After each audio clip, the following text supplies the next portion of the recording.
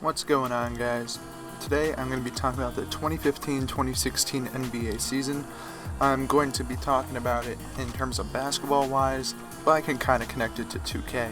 And I'm just going to put up some gameplay in the background, so if you want to watch a video, you can see me playing some blacktop or whatnot. Started off with the conference predictions. They got rid of the division winner automatically gets a top 4 seed, I believe, because of Portland last year, where they should have been like the 6th seed or something like that, but they ended up getting the 4th seed. And they're just screwed up with all the playoff positioning, so they got rid of that. At least I think so. So here's a really quick look at my East and West top 8 and who makes the playoffs, and then whoever's left. For East, I believe Cleveland will be first. If they're all healthy, that's easily the best team in the East, and I think they'll be really cool to see next year, and they'll be a very successful team. Next is Chicago, a very good team. When healthy, could rival the Cavs for one of the best teams. Third will be Atlanta. They did lose DeMarre Carroll, but they did pick up Tiago Splitter, and for the most part, they can pretty much plug in any guy who's a decent shooter and a good defender, and he'll pretty much take up for DeMarre, as they are a very system-oriented team. Fourth is the Miami Heat. When healthy, well, they weren't even healthy last year at all. They missed the playoffs, but imagine that starting five if they're healthy, consisting of Dragic, Luol Deng, Dwayne Wade, Chris Bosh, Hassan Whiteside, and off the bench you got Gerald Green, you got Amari. There's a couple other guys I'm probably forgetting, but that's a pretty dirty team, especially Josh McRoberts, who 2 or 3 seasons ago looked like a really, really good player. So that could be a very surprising team, could upset a lot of teams in the playoffs. Washington is up there as well at number 5, very young team, up and coming. Then I have Milwaukee. It still sucks that they're in the 6th seed, but they are improving very quickly, I believe, and they will be really nice to see next year, and hopefully will do very well.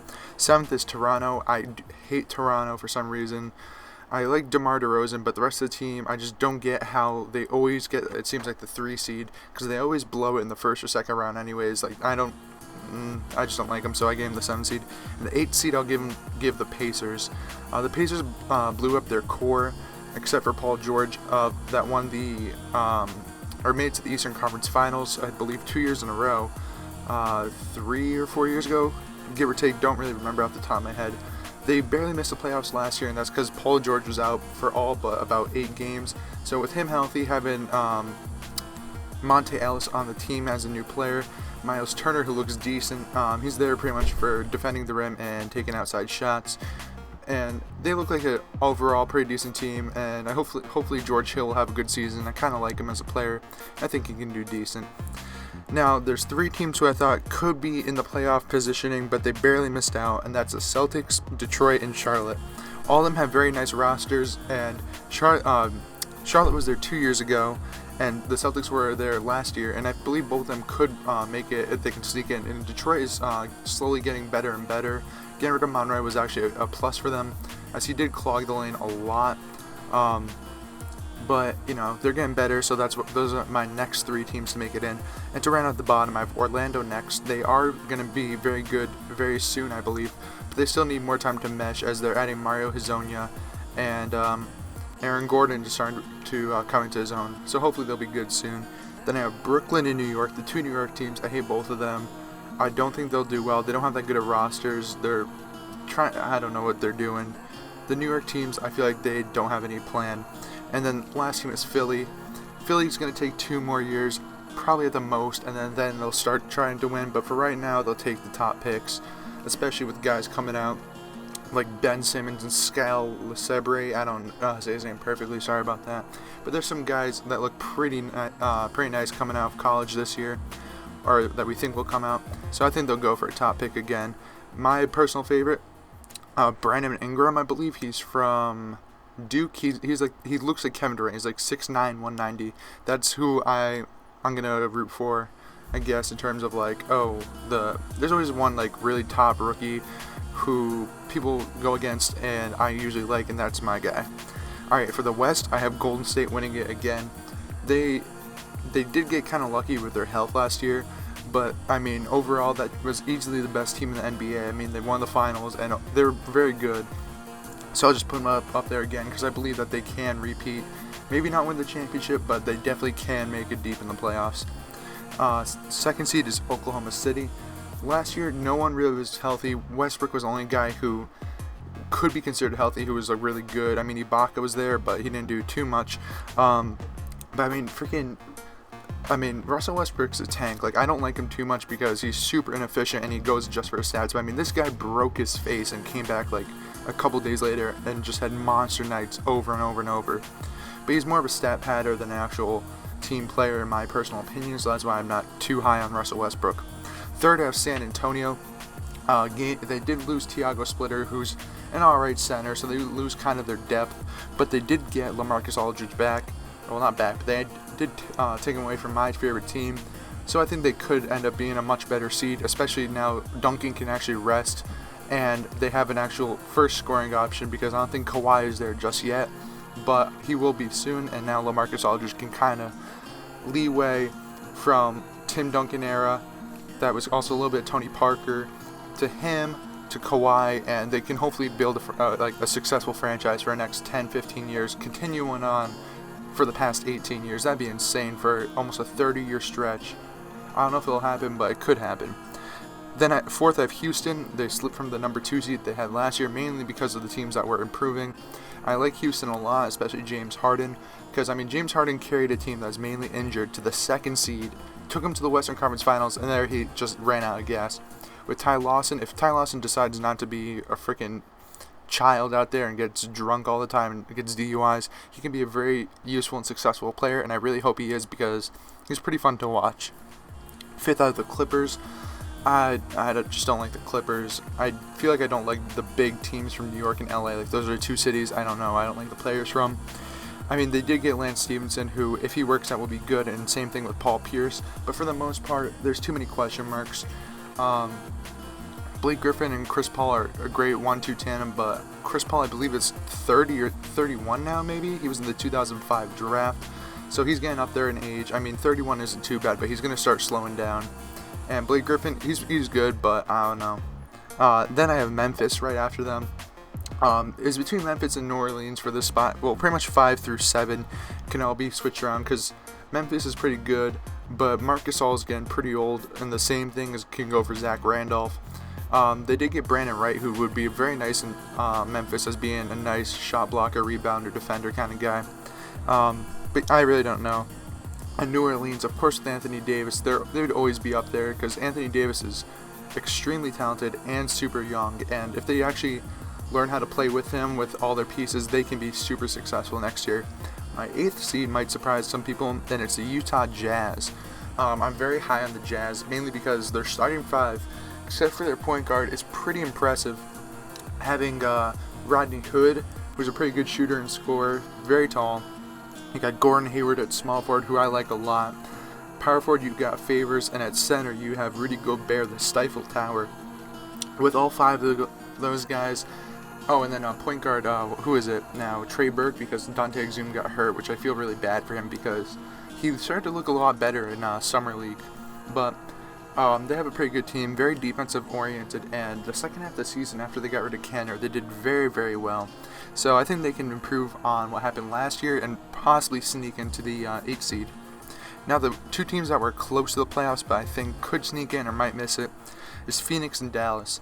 Dallas ended up getting worse because they let go of pretty much all their starters except for Dirk and Chandler Parsons. But they did end up getting a couple guys back who are pretty good, with Darren Williams, who might still be a serviceable player. At center, I believe they have Zaza Pachulia as like their best bet, so that's not too good. I'm probably forgetting a lot of guys, but their centers are kind of screwy right now. They might have JaVale McGee. It's not super special, but you always got Dirk and Chandler Parsons, who are both very big for their position and can be pretty successful. So you can never count them out, especially Rick Carlisle is a pretty good coach.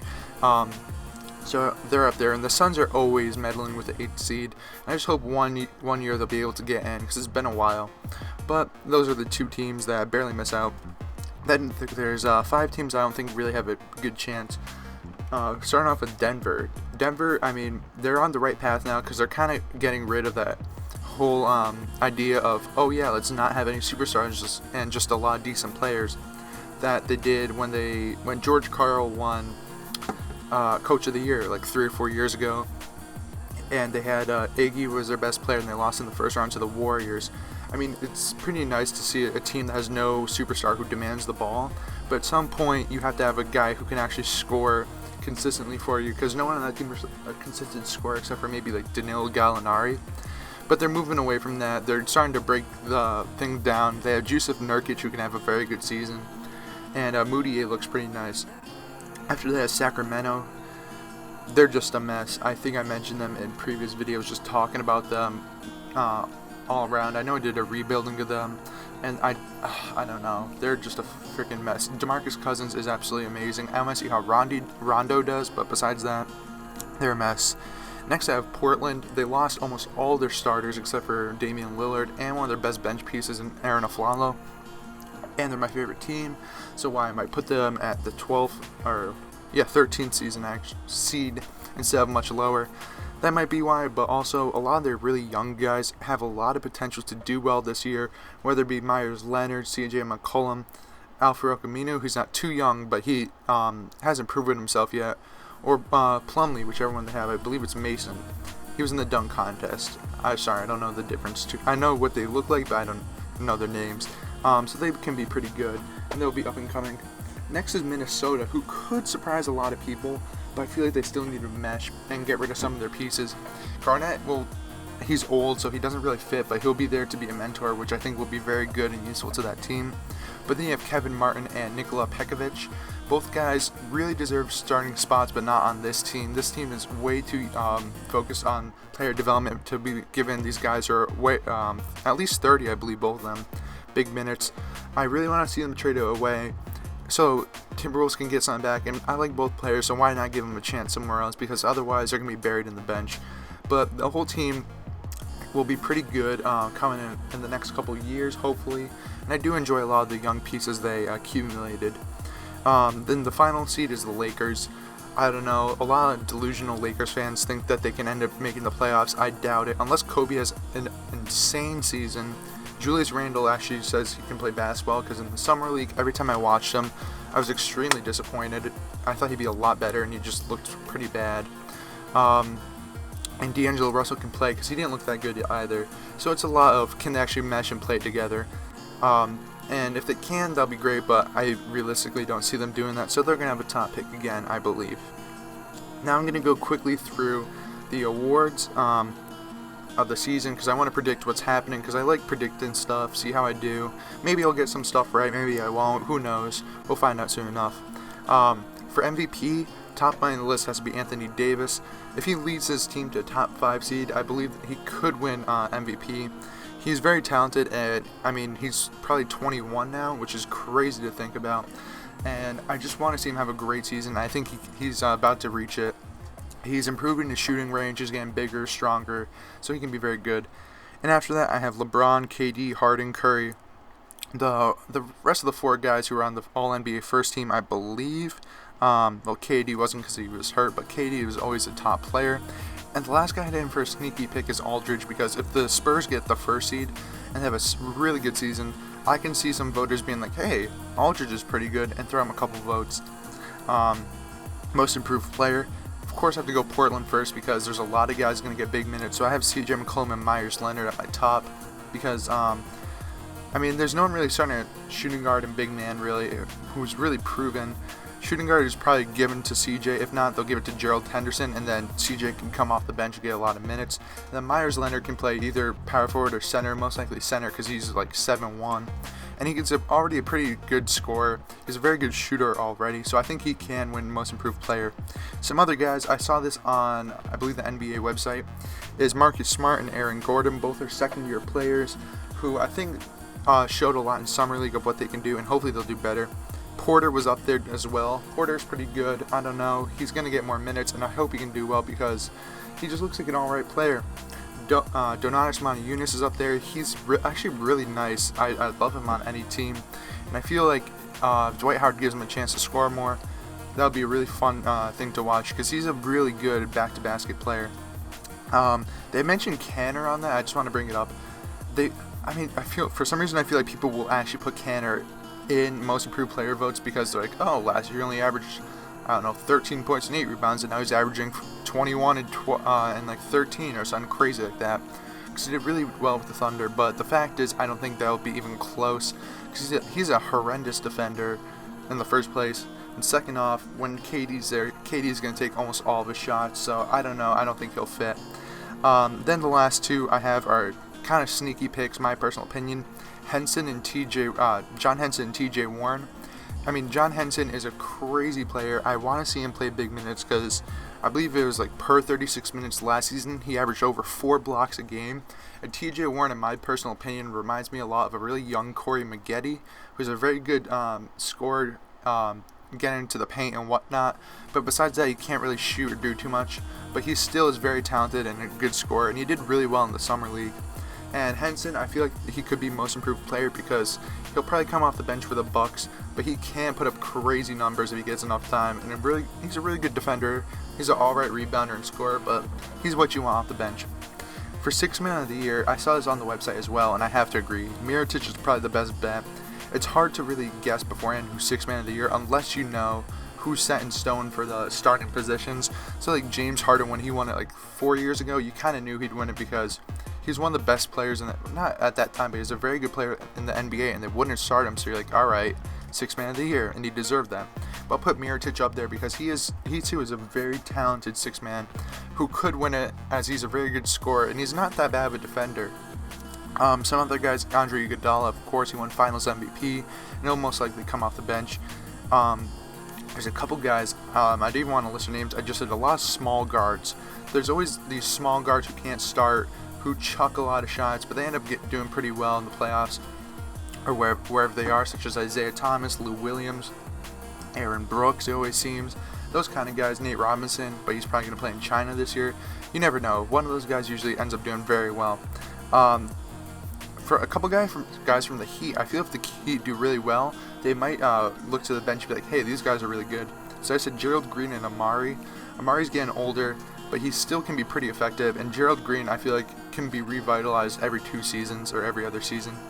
And he'll be very impressive in Miami, hopefully, because I actually like him as a player. Oh, and I just remembered, I forgot to mention they got Justice Winslow, who looks pretty good. And finally, for 6th man of the year, I also mentioned John Henson once again, because the Bucks really don't have a true shot blocker. Yanni's their best bet, which isn't that good since he's going to play probably small forward next year. But, you know, coming off the bench as a defensive-minded guy, I think that's very good for the team, and he could get some votes for that. Defensive player of the year, there's a lot of guys I mentioned. A lot were from the website, but there's a couple I thought of on my own. Kawhi Leonard, of course, he won it last year.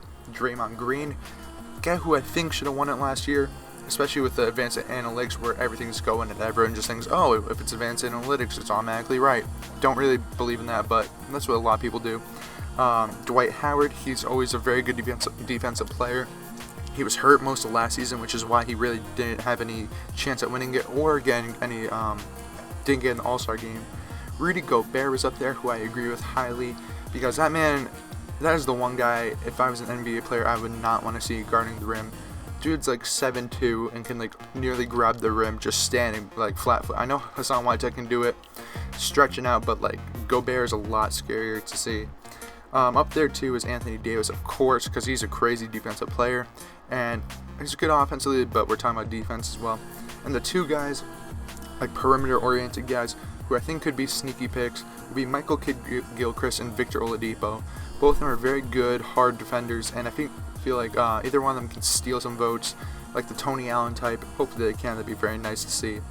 Now, Rookie of the Year, it's always a guy, it seems, that isn't on too great of a team, but can get big numbers. Occasionally, there'll be a guy who plays on a good team and puts up decent numbers, but for the most part, it's just about the numbers game in general. So I think number one, the best bet is Jahlil Okafor. There's no one really taking minutes from him at big man except for Nerlens Noel, who is much more defensive oriented and won't care too much if he doesn't score as much. So he can get a lot of post-ups next year and get some good rebounding chances and maybe block a couple shots. But for the most part, Jahlil will probably be the best bet. After him, I think Moutier has a good chance as well, as he's playing on a young team that's going to give him the keys to the team, pretty much, I feel like, and he can be very effective. Karl Anthony Towns is also up there. I don't think he'll win it because there's a lot of big men in Minnesota, who'll be taking his minutes. So unless he proves he can be like extremely effective, I think he'll be almost there, but not yet. And then a couple guys who I don't feel like they would, but will be like first team all rookie is Miles Turner and Stanley Johnson. Both of them are guys who are on decent teams in the East, who are not superstars, but they'll probably be good role players for next season. Alright, next is Coach of the Year. I don't care about Coach of the Year because it's usually just the top 3 coach. Occasionally you'll see a guy who turns around a team, but for the most part it's a team that finishes in the top 3 that has like a good ball movement. It seems like, sorry I'm super boring about it, but I'm just not hype about Coach of the Year for the most part. And now these aren't official awards, but they mentioned on the NBA website as well. And the first one is Comeback Player of the Year. This is in baseball, I believe, the MLB. The NBA doesn't do it, but I feel like it's really cool as a storyline. In my personal opinion, number 1 has to be Kobe. I'm not a Kobe fan or a Laker fan, but this might be Kobe season. And if Kobe is able to go out there and drop like 24 a game, maybe 4 rebounds, 5 assists or something like that, and just have a pretty good season, and he retires off that, I think that's the absolute perfect way to come back. If they make the playoffs and that happens, that would be almost insane and the perfect way to end it. But even if he doesn't, if he has a great season in terms of scoring or whatnot, and he just retires, it'll be a really nice way to finish up his career, as he's been playing for almost 20 years now, or it has been 20 years, and just seeing Kobe leave on a good note would be really nice to see for the entire NBA. Next is KD and Bosh. I'm going to put them together because both of them struggled with injuries last year. KD with his, he had a bunch of like leg and foot issues, and Bosh had a artery problem, something with his lung. I can't remember. I feel so bad. I remember Mirza Teletovic had the same thing. Blood clot in his lungs. Both of them are very talented scorers, and I feel like people would give him this award even though it's not a real award, mainly because of their injuries, and that goes along with Paul George as well. Put him a little bit underneath that because he already came back and he looked alright, but he needs more time to mesh with his team. Roy Hibbert was also on that website because, he sucked for the past couple years. He had those 2 years where somehow they convinced him to be an all-star. I didn't think he should have been, but whatever. And the last guy is Lance Stevenson, where this has to be his make-or-break season, because if this year he can't play on the Clippers, I think he's done in the NBA. Like, he can't play anymore. It's sad to see because when he was on the Pacers like 2 years ago, he was a really fun watch. He was a borderline all-star, and he could have been really special, but I don't know what happened to him mentally. Anyways, the last thing that isn't an award, but I just want to say, by the way, I skipped Executive of the Year. I just don't feel like talking about Executive of the Year. It's not super special to me. It's the first-time All-Star list. There's a few guys who were considered to be first-time All-Stars, and the number 1 has to be Kawhi Leonard. This guy won Finals MVP and Defensive Player of the Year and still hasn't been an All-Star. He needs to be in an All-Star game, and if San Antonio gets a top 3 seed, I think they'll put him in. Just to go quickly through it, Drummond is up there, can be very good for Detroit. Conley can be up there, very good for Miami. Memphis. Why did I say that? Then next is Greg Monroe and Giannis Antetokounmpo. I think if Milwaukee can sneak to top 5, they have to give one of them an All-Star appearance, and I think it'll be one of those two. I don't know yet. DeAndre Jordan's up there as well, as he was a very effective player last year for the Clippers. Hassan Whiteside is a possibility. I don't know though, but he could be very helpful, and it'd be nice to see in the All-Star game. Draymond Green's up there as well. He probably should have been an All-Star last year. And finally, Andrew Wiggins. If Wiggins can break out into his second season very well, or if Minnesota actually does a lot better than expected, I wouldn't be surprised to see him be put in the All-Star game as a sophomore. So that's the end of the video, end of my predictions. It was a very, very, very, very long video. I still put clips over it. So if you made it to this point, thank you so much for watching. Please give me a thumbs up. It really motivates me to make more videos because I haven't been posting too much lately. Kind of getting bored of 2K15, just waiting for 2K16. Comment what you think of what will happen next season, because I absolutely love talking to people about what happens in the NBA or what will happen. Share with your friends if they like the NBA or NBA 2K. And finally, just subscribe, because once 2K16 comes out, I'm telling you, I'm going to be posting videos, hopefully a lot. I'm in college right now, so I still have work to do here. but hopefully I'll have enough time to post a lot of videos. I will enjoy 2K16 a lot, hopefully. But guys, thanks for watching. Tune in next time. Peace.